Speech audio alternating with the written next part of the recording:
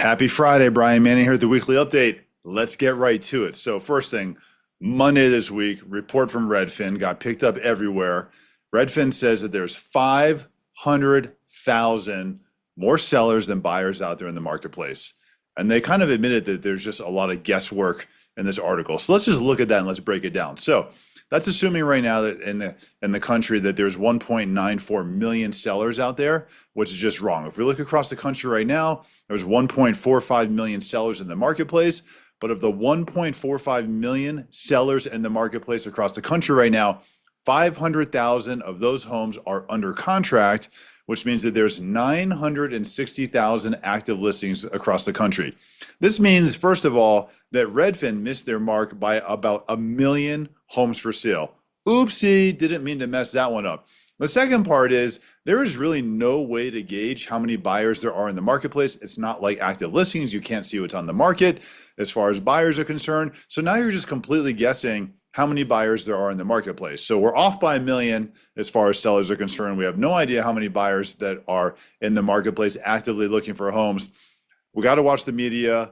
Negativity is everywhere. Misinformation is everywhere. I'm sorry, I'm going to call BS on this article, and I think it's unfortunate they put out content like this because I just cannot agree with it. Then Wednesdays, we get ADP. So beginning of every month, we get employment reports.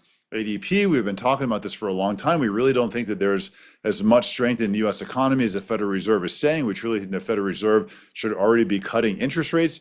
But if we look at ADP, this just really proves this. So ADP had an expectation of 115,000 jobs to be created in the month of May. ADP comes out and they say, oh, in the month of May, we did not get 115,000 jobs.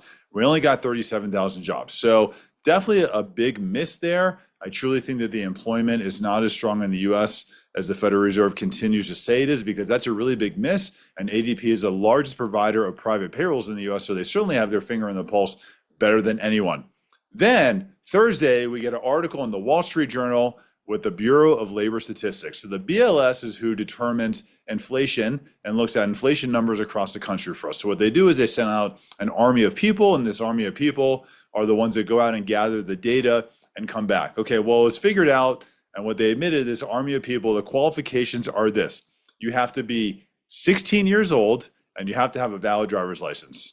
And those are the people, that's the minimum qualification to be part of this group that's going to go out and gather inflation data. They also said that they've been restricted and that they're really held back as far as people are concerned because there's been a hiring freeze. So they're really not sure because they don't have enough people out there right now to determine what the true numbers are. So a lot of what they're doing is just guesswork. Well, isn't it amazing and so great for all of us that the inflation numbers that are being pushed out into the marketplace that the Federal Reserve is making decisions off of that impacts our mortgage rates for us as consumers is now held in the hands of a group of qualifying 16-year-olds with driver's licenses or better, and that they're just guessing on the inflation numbers. Now, I say this, I don't criticize the people at the BLS. This is not a personal thing. I don't think that the people that work there have any control over this. I think that this is just part of the government organization. It's more of a crack at the BLS itself, not the actual individuals that work there, because they're probably trying as hard as they can. And right now, they unfortunately just have limited resources available.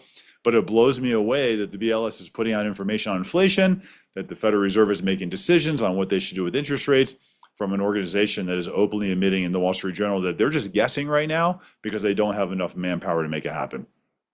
Unbelievable. Here we are. I'm around all weekend. If you have any questions, let me know. If you want to get pre-approved, give me a call. We're available 7 days a week, 8 a.m. to 8 p.m. You can reach out to us anytime. Realtors right now, we have winning in a buyer's market. We just did one this week in Colorado Springs. That was a great success. We have one next week in Denver, Capitol Grill.